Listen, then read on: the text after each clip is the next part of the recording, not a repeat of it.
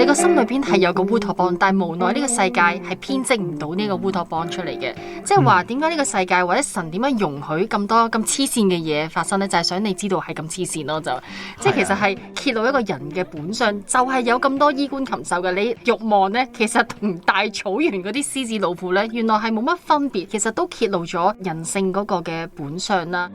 大學畢業都唔得噶喎，如果係內卷嘅話，讀碩士都唔得噶喎，都唔得㗎博士都唔得噶喎，勉強都唔得海外留學翻嚟。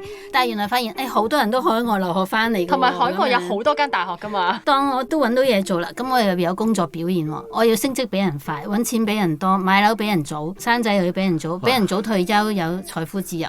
咁其實根本係無窮無盡㗎喎。我發覺跑唔喐啊。係啊，聽到都好大壓力。跑到中間，所以就躺平咯。跑到中間，阿姐我唔同你玩，我躺平算啦咁。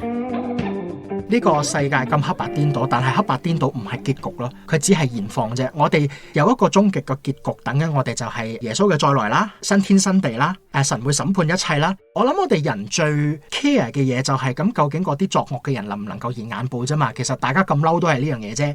咁有又如何，冇又如何呢？咁所有嘢去到審判日嘅時候，上帝都會同我哋逐件事數清楚噶嘛。嗰啲人做嘅係咁啦，其實小至我哋每一日做緊嘅事情諗法都會噶喎，人人平等，呢個係一個盼望啦。